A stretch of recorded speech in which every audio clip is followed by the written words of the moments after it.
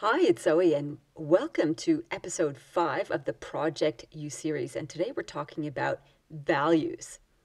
Now, before you roll your eyes and go, yada, yada, yada, here we go about values again, because it seems that every personal and professional development course you do, you have to talk about values, and you end up talking about these motherhood statements. This is not that. This is different.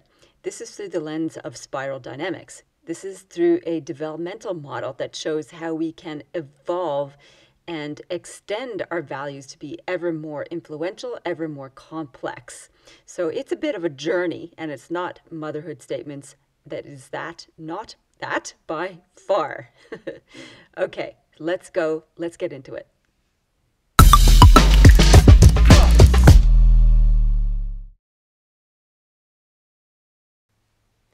So I've been interested in developmental models from a leadership point of view for, I don't know, 10 years or so, I think. And I first came across it in the work of Suzanne Cook-Grauder and the Leadership Maturity Framework, which is a profiling instrument that I've worked with all this time for the last 10 years, where we look at stages of ego development in terms of how we identify and see ourselves as leaders and our roles in the world. Now, parallel research or parallel frameworks are also developmental. And this one that I'm going to unpack with you today is around values. And it is out of the work of Clare Graves, and it also has a long history. It is a developmental model just like leadership maturity framework is. First of all, why should you care about this stuff? Because self-awareness is super important. And when we can see how our values are evolving or not evolving in our current leadership context, then we can see what else we might consider emphasizing, dialing up or dialing down in order to be more effective in our role and to be more aware and to be able to better respond to complexity. So that's the what's in it for me segue. So on to the particular model. I studied the model with Complete Coherence, which is an organization that offers values profiling, and I'm certified to do so now.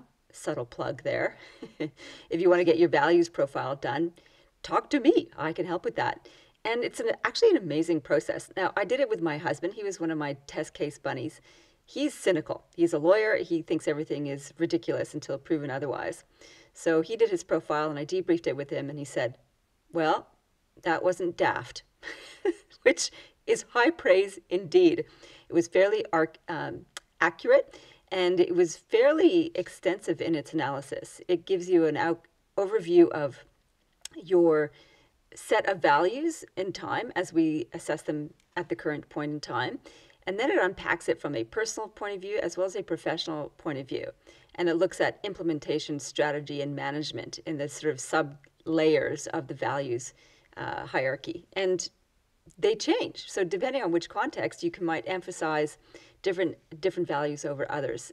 And it affects how you interact with others and the results that you get in your role. So it's incredibly insightful and useful. So it's good self-awareness piece, and it's also useful to consider where the other people are around you. That's the second useful piece. And the third piece is what's useful about it in terms of your work. Is your workplace living particular values that are useful in its current context? Okay, so without further ado, a bit more detail, thank you. Spiral dynamics, it came about through the work of Clare Graves, as I mentioned. And his work was built on many other theorists that came before, including Charles Marsden of disc framework fame, if you're familiar with that instrument, and other behavioralists like B.F. Skinner. Here comes a few name drops for those who are interested in the research and theory behind this. After Charles Marsden and Skinner, there was work from Walter Clark, who looked at the different polarities and tensions and patterns in behaviors. And then that led to the work of Gert Hofstede, who surveyed leaders in 53 different countries and looked at different orientations described as power distance, such as collectivism versus individualism, femininity versus masculinity, uncertainty versus avoidance, and so on.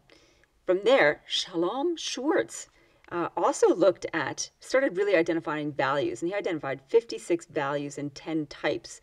And this is in his research across 44 countries and 25,000 people. So there is some rigorous analysis in this whole framework.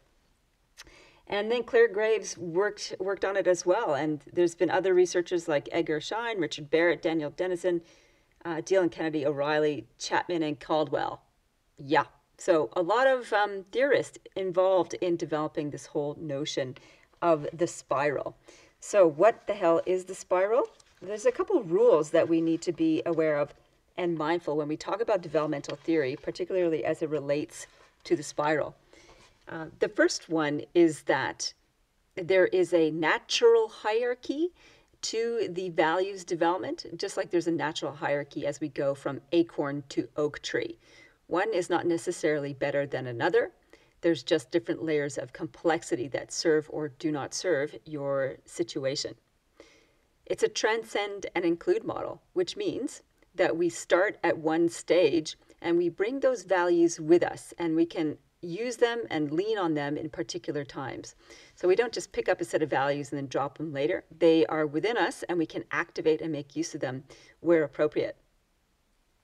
As we evolve and as we grow through the spiral of our values, we swing between individual focus to collective focus and back again. So there's an oscillation between attention to self and attention to others, and it has different amplifications and iterations as we go along. The other thing we need to know is that every stage or every level has its upsides and its downsides, and it's the downsides that are often the catalyst for further development. The last 2 points around about the spiral is that 98% of people are in the first 6 stages of values, what we call tier 1, and only 2% are in tier 2. So in the later stages, I described them. If you go, I don't know anybody like that, that's because there's only 2% of the population that have profiled as center of gravity from those stages. And the model also holds true regardless of scale. It's true for individuals, it's true for teams, for divisions, organizations, nations, regions, and indeed for the whole planet. This pattern is a very familiar one. So you will recognize it across different situations. So that's why it's one of the most useful models we can look to when we're trying to understand what's going on. Why do people think and be and do the way that they do? So on to the different levels of the values. And as I go through these, what I want you to do is to have a think about what part of those values in that stage resonate with you as something important, and also something that you've experimented with or has been significant to you. The first one should be very significant to you. It's the beige level, and it's called survival. And each of these spiral levels has a color affiliated with it and has a particular meaning. So the beige color of the spiral is significant because it references sub-Saharan and subsistence communities or cultures. So people who are living in desert locations with not a lot of mod cons, in fact, hardly any, they are really at subsistence level. Their days are spent hunting, gathering, surviving. And our survival values are integrated with us, and we take them with us throughout our developmental journey. How we show up when we are operating from the survival level is from day to day, basically. We're just getting ourselves food and water and shelter and fornication if we have energy left over for that. Our experience there is all about learning by experience. The downside of the stage is that it's not forward focused at all. It's just get my immediate needs met and then chill. So in terms of development and proactivity, it's not there. It's very reactive. And yet it makes sure that we get our basic needs met. Typically in leadership conversations, and those listening to this podcast, we've moved beyond this fairly quickly and not always dealing with this one explicitly and consciously as we go along. The next stage and the limitations of beige cause a developmental surge to the next stage, which is purple, and the theme of belonging. So once we work out that survival on your own is tenuous at best, and that it's better with a group, we start to value this sense of belonging, the sense of tribe, the sense of community. And about 10% of the people on the planet are at this stage of values development, where this is their reality and this is where they operate from. It's about survival of the collective. It's very, when we're center of gravity from here, we're focused on preservation and risk management. We want to just maintain the status quo. We don't like to rock the boat. We want to stay together. It's about safety and security, really, and maintaining the norms. And we're highly attuned to threats and can sort of react negatively to change. So the value of this particular stage is all about community and connection and safety and looking after one another. That's the beautiful side of it. The downside is that we can become so centered on preserving what is that we lack direction. So trying something new, going in a different direction is challenging. And we need somebody to lead us if we're going to go somewhere different. And that's sort of the catalyst for the move to the next stage of values, which is red stage around power, around power. And this happens because in our group of our tribal group, where everybody's like concerned about maintaining tradition and status quo, if we realize we have to do something different, we nudge someone forward to take on a leadership role. And this is incredibly energizing. So the values of power are all about being a hero, standing out from the crowd, making things clear a little bit, leading from the front, driving, being competitive, taking charge. The downside of this stage, where we have this energizing aspect of power, can be hedonism, excesses. It can be way too much passion. It can be, we can take excessive responsibility. I'll be the hero, I'll be the rescuer. And it can lead to narcissism and burnout, basically. It's a dangerous stage of leadership and values development that we need to be really extremely careful of. It's where we have rise of passion and enthusiasm and charisma, which can be forces for good. And the downside of those can be dominance and bullying and abuse of power. Phew. And that leads us to the next stage of values growth, which is blue stage, which is about order. So we're swinging away from the individualism of red power to the collectivism again, which echoes the purple stage of order. And order comes about because we realize the excesses of our red values, and we want to put some structure and containment around that. So in this stage of values development, we start to look for rules and regulations and process, and we value precision, diplomacy, stability, order in general, basically. That's the value of it. It creates a very civilized, social, structured, safe society. Now, the downsides, of course, are that we can downplay experimentation, and we can get stuck here. We can lack innovation. We become too rigid and too inflexible in our view of what the rules should be. Sometimes it gives rise to things like fundamentalism. So out of the stuckness, I guess, or the rigidity of blue order, we swing back to an individual focus, and the values that emerge are around wealth. And this is the orange stage of values development. Wealth, from structure and rigidity and process to wealth and abundance. Interestingly, most executives sit here from their values hierarchy. About 30% of the people on the planet are at this stage of center of gravity. And this is all about winning and achievement and results, short-term metrics. It's very pragmatic. So our values are about getting stuff done, focusing on what it takes to win and to progress. We are interested in feedback loops and measurement and results. Anything that could show us, are we winning? Are we progressing? So there's a huge sense of drive and energy and practicality of it. It's about galvanizing others to create a result with us. So what is the downside? Wealth can lead, an interest in wealth and abundance can lead to avarice, too much consumerism, um, we can get into thinking of human as resources instead of fellow human beings. And so we can tend to burn ourselves out and burn other people because we're always flogging ourselves in service to producing an outcome. And it can lead to manipulation and exploitation as well. So the downside of this orange stage, this wealth stage, gives rise to the next stage, back to collectivism again, green. And this is the social set of values. And 10% of the population are here. What we find here is an interest in humanitarianism, in environmentalism, in everybody being equal. We are anti-hierarchy. And as my facilitator once said, this is being anti-hierarchy is in fact a hierarchy, because when we say no hierarchy is better than a hierarchy, that's a hierarchy. One's better than another. So sometimes we can be blind to our judgments here.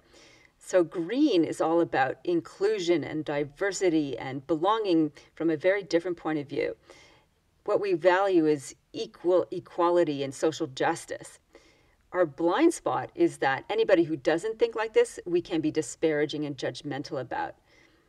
So if you don't believe that everyone's equal, then you're obviously a dimwit and not as advanced. So this judgmentalism can be really problematic. The other downside of it is that because we value equality, there's a huge limiting desire to be accepted. So we become hypersensitive. And wanting to include everyone can really slow things down. In fact, they describe it as the green swamp. It's very cloying. And examples of that, and this is a story from Ken Wilber told of a conference that was held, and one woman in the room expressed a concern that she found clapping intimidating and disturbing. So the conference organizers, operating from a very green social perspective, thought, oh, we don't want her to feel ostracized or uncomfortable. So they made a blanket rule for the conference that after each session, no one would clap. So this is about changing the norms for the one and threw out the baby with the bathwater in doing so. Of course, there's value in clapping. It's a social norm. It boosts serotonin, etc. And yet we can make these kinds of blanket rules in the desire to be inclusive and yet throw out all the other aspects of what was good that came before us. So that blindness to accepting other ways of doing and being and values from earlier stages as being not evolved enough or not accepting enough can be actually a hindrance.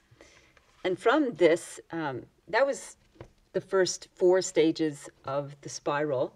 I think that was right, beige and purple and red and blue and orange and green. Yeah, that's right. First 6 stages are known as Tier 1. Now we move into the last 2 stages of values development that are considered Tier 2, where only 2% of the population sit. And the next stage, emerging out of the cloying limitations of green, is yellow. And yellow is all about innovation. And this is a swing back to individual focus again. And here, about 1.5% of people profile a center of gravity at yellow. And this is a very cerebral kind of stage of values. It's all about loving complexity and understanding complex systems and creating new big picture concepts. So we can get really stuck in our head here. We like to look at the big picture, the long-term effects, and we can be non-traditional.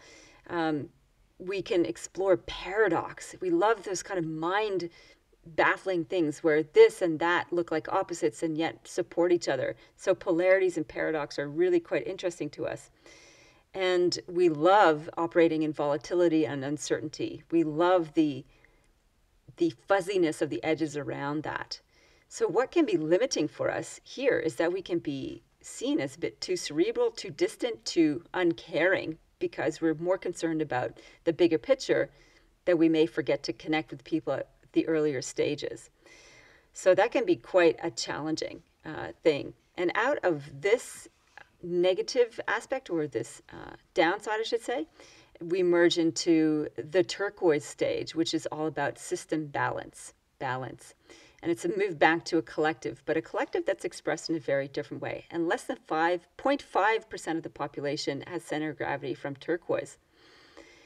What's interesting about this stage is it's all about in service to the greater whole. There is an excess humility here. We realize that we are part of a system and in service to it. So our ego gets dialed down considerably. Unfortunately, we can seem difficult to access. We can appear as baffling because we are looking at such huge time horizons and system transformations that we may say, oh, maybe the best thing is to do nothing, to let things unfold. And this can be seen as like, come on, not galvanizing enough. And those folks who have this as their center of gravity probably aren't usually in an organization. They're more part of a movement. They're really focused on big picture social change, transformative change at an evolutionary level. So one of the challenges for us, if we're sitting at this stage, is that, being grounded and making it practical can be our challenge, and translating our vision into something accessible for folks at earlier stages of values development is super important. So there we have a very quick whirlwind tour of the spiral of values development. And you can see you can hear as I talk through each of these stages, which ones seem relevant and important to you, and which ones might you need to adapt and amplify in order to move your work forward. I'd love to hear your comments on this. I'll put some resources in the show notes about the spiral where you can read a little bit more about it. And if you want to get your values profile done and debriefed, you can reach out to me and we can arrange that too. All right, hope you enjoyed this one. Until the next time, lead well, live well.